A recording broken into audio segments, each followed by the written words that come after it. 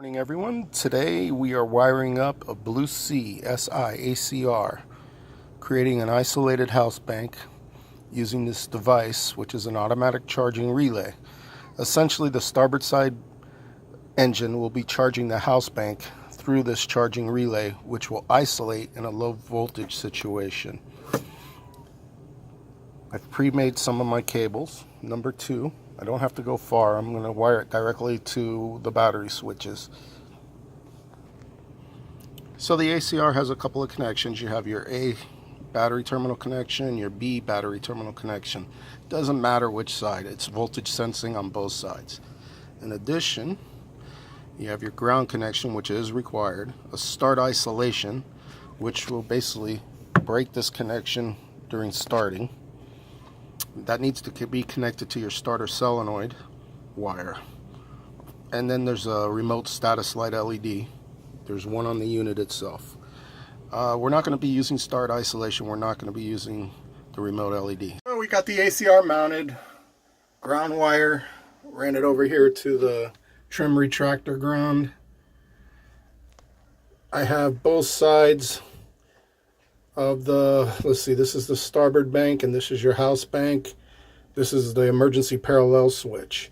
They sell a kit that's called an add-a battery kit, which essentially comes with this switch. This boat already has it. It's a BEP modular, or BEP modular switch setup. They don't have the ACR part, which would normally probably go here.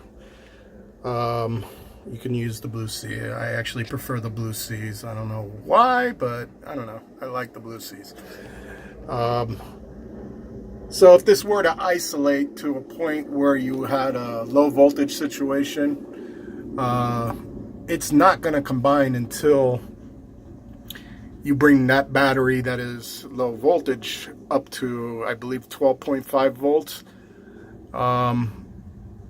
which in this case you would have to use short power.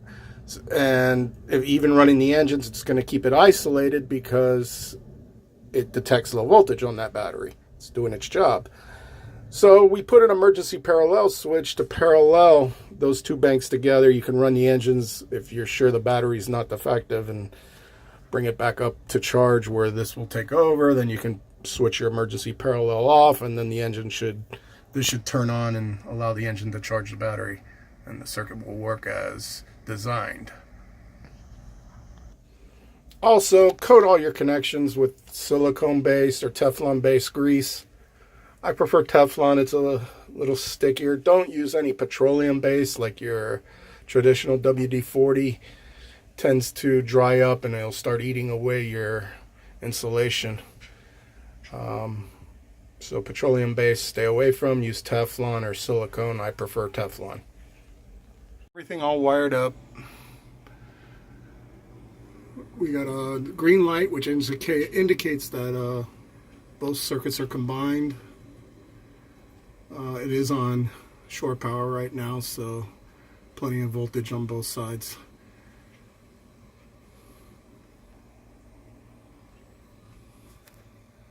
And I did tap off the emergency parallel switch, which combines the house and the starboard battery banks.